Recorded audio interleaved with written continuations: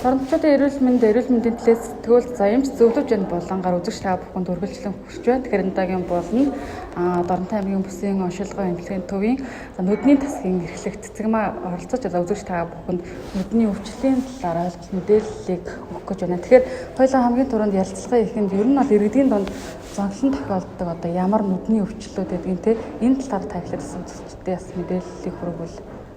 За баярлалаа. Ер нь бол нүдний өвчлөл бол насны онцлогоор өөр явагддаг. Энд хүүхэд наснд бол харааны хугарлын эмгэг зогслон тохиолддог харааны бэрхшээлд хүргэдэг. Өөрөөр хэлбэл сул хараа үүсгэж байгаа өвчин бол харааны хугарлын эмгэг байдаг. Дунд насныханд одоо хөдөлмөрийн насныханд бол ямар нэгэн байдлаар гэмтлийн өвчнүүд, өрөвсөлт өвчнүүд, зарим тохиолдолд нүдний даралт ихсэх өвчин, өндөр өтөл наснд бол нүдний даралт ихсэх өвчин.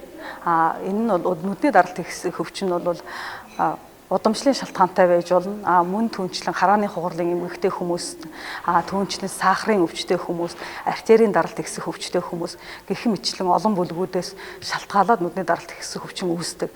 Мөн түүнчлэн өндөр наснд 60-аас дээш наснд бол нүдний болор цайх өвчин үүсдэг. Энэтэй холбоотойгоор сул хараа үүсэх, улмаар хараа алдах ийм эмгэгүүд үүсдэг байна. Ер нь иргэд бас юуг анхаарах хэрэгтэй гэдгийг. Харааны эмгэгийг үүсгэж байгаа, сул хараа үүсгэж байгаа өвчнүүд бол янз бүрийн шалтгаантай насныхаа онцлогтой холбоотой гэж хэлж байна. Энэ дээр юу гэдэг хүүхэд наснд бол ямар өвчнүүд зөнхлөн тохиол сая хэллээ харааны хугарлын гажгийн эмгэг үүсдэг гэж хэлнэ. Харааны хугарлын гажгийн эмгэг гэдэг маань нэгдүгээр удамшилтай холбоотой, хоёрдугаарт энэ нөгөө бидний оршин байгаа амьдарч байгаа нөхцөлтэй холбоотой, өөрөөр хэлбэл хотчлолттой холбоотой, нөгөө талаас олсыг хардгуу дөрвөн хамны дунд өрөөнд дотор эргэлдээд байдаг. Нэгхэн өрөөнд дөрвөн хамны дунд л өөрөөр хэлбэл эргэлдээд байдаг. Тэгээд дээрэс нь ойрын ерөөсө дандаа одоо ухаалаг хэрэглэгдэх үнээр технологийн үнд дэвшилттэй холбоотой ухаалаг хэрэгдэх нь байнга гарцаагүй хэрэгжилж байгаа хүүхэд наснд бүгдээрээ хэрэгжилж байгаа. Энэнтэй холбоотойгоор харааны хугарлын эмгэг гэдэг юм үүсдэг. Хүүхдийн нүдний өвчлөлийн бас гол шалтгаан нь одоо энийг гар утас компьютер бэлтгэцтэй холбоотой гэж түрүү хэлж байна те. Тэгэхээр ер нь бас нөгөө хүүхд гар утастай ойр байхаар нүдэн сохрох бас аюултай гэсэн мэдээллүүд явдаг шүү дээ. Энэ бас хэр ер нь бодтой мэдээлэл юм болоо. Ер сохрох гэдэг маань хараа алдахад хүрэж байгаа юм. Тэр тийм хэмжээнд бол үүсэхгүй.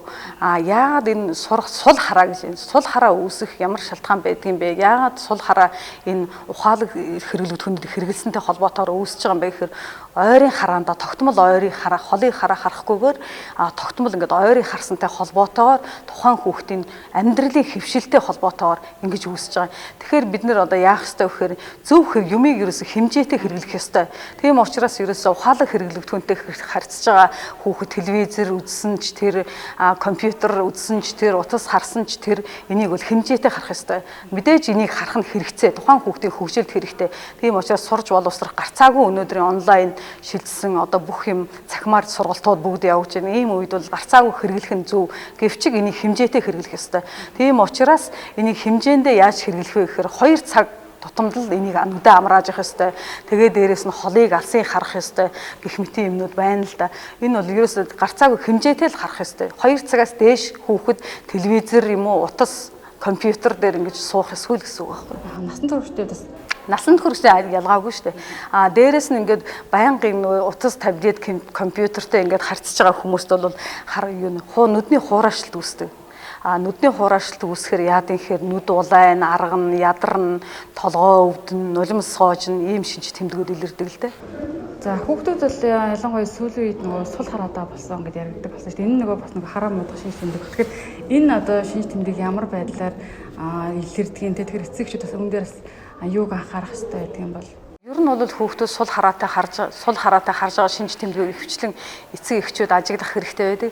Энэ дээр ямар шинж тэмдэг илэрдэг вэ гэхээр телевизэр лууга ойртож харна, юмыг холын ямыг харахтаа гадаа гарахтаа нэг нүдэ андаг, гэрэлдэг, ялавдаг, мөн түүнчлэн оньж хардаг, холын ямыг харахтаа оньж хардаг, мөн толгойн байрлалаа өөрчилж хардаг, гэлжээж хардаг, дэвтэр дээрээ ингээд хитрхи их ойртож ингэж бичих, эсвэл бичгийн хэв нь өөрчлөгдөх ийм шинж тэмдгүүд илэрдэг л дээ.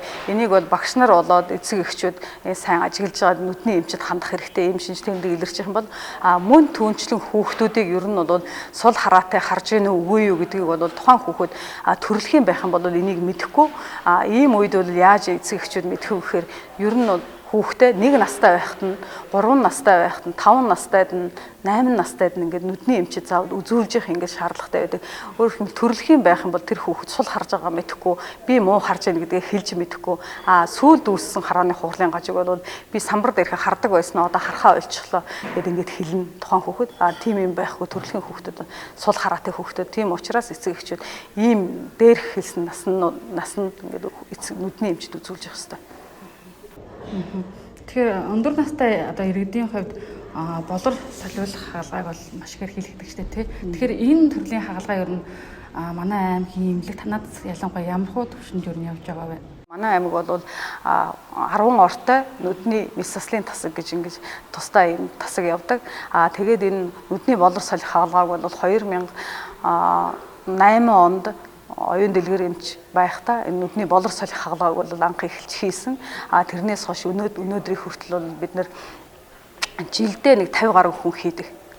Ингэж хийдэг байгаа. Тэгээд болор солих хагалгаа нь өөрөө яадаг юм гэхээр нүдний болор нь настай хүмүүст болор цайгаад хараа алдуулдаг эмгэг.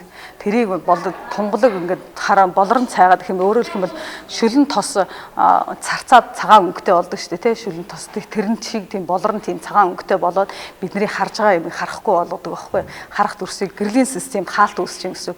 Тэрийг нь аваад хиймэл тунгалаг болор солихоор тэр хүний хараас сэрэгдэг.